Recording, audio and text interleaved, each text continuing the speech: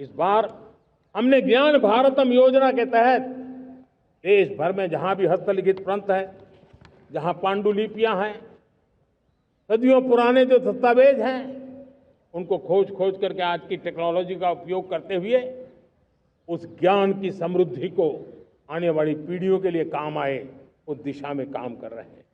मेरे प्यारे देशवासियों, हमारा स्पष्ट मत है, यह देश सिर्फ सरकारें नहीं बनाती है, ये देश राज सत्ता पर विराजमान लोग ही नहीं बनाते हैं, ये देश शासन की धुरा संभालने वाले नहीं बनाते हैं। ये देश बनता है कोटि कोटि जनों के पुरुषार्थ से, ऋषियों के, मुनियों से, वैज्ञानिकों के, शिक्षकों के, किसानों के, जवानों के, सेना के, मजदूरों के, हर किसी के प्रयास से देश बनता है। हर किसी का योगदान होता है, व्यक्ति का भी होता है, संस्थाओं का भी होता है। आज मैं बहुत गर्व के साथ एक बात का जिक्र करना चाहता हूं। आज से 100 साल पहले एक संगठन का जन्म हुआ, राष्ट्रीय स्वयंसेवक संघ। 100 साल की राष्ट्र की सेवा एक बहुत ही गौरवपूर्ण स्वर्णिम पृष्ठ है। व्यक्ति निर्माण से राष्ट्र निर्माण के संकल्प को लेकर के 100 साल तक मां भारती का कल्याण का लक्ष्य लेकर के लक्षावधि स्वयंसेवकों ने मातृभूमि के कल्याण के लिए अपना जीवन समर्पित किया है। सेवा, समर्पण, संगठन और अप्रतिम अनुशासन, ये जिसकी पहचान रही है, ऐसा राष्ट्रीय स्वयंसेवक संघ दुनिया का ये सबसे बड़ा एनजीओ है। एक प्रकार से 100 साल का उसका समर्पण का इतिहास है।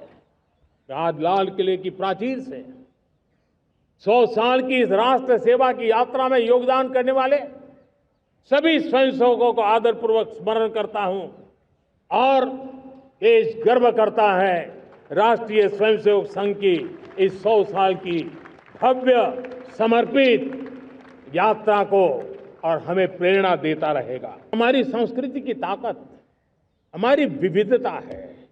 हम विविधता को सेलिब्रेट करना चाहते हैं, हम विविधता को सेलिब्रेट करने की आदत बनाना चाहते हैं। यह हमारा गौरव है। यह हमारा भारत माँ का यह बगीचा कितने विविध प्रकार के फूलों से सजा हुआ है, कितनी विविधताएं हैं। ये विविधता हमारे लिए एक बहुत बड़ा, हमारी विरासत है, बहुत बड़ा गौरव है। हमने प्रयागराज के महाकुंभ में देखा भारत की विविधता को कैसे जिया जाता है। एक स्थान पर करोड़ों लोग, एक ही भाव, एक ही प्राण, एक ही प्रयास, दुनिया के लिए बहुत बड़ा अजूबा है। महाकुंभ की वो सफलता भारत की एकता की, भारत के सामर्थ्य की दुहाई देती है।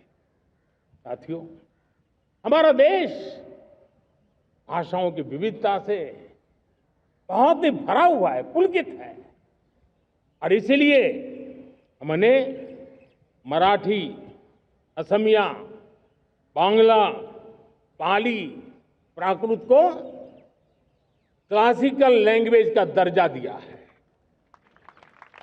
और मेरा मत है, हमारी भाषाएं जितनी विकसित होगी, हमारी सभी भाषाएं जितनी समृद्ध होगी, हमारे नॉलेज के सिस्टम को भी उतना ही बल मिलने वाला है। और हमारी वो ताकत है, आज जब डेटा का जमाना है ना, तो ये ताकत दुनिया के लिए भी बड़ी ताकत बन सकती है।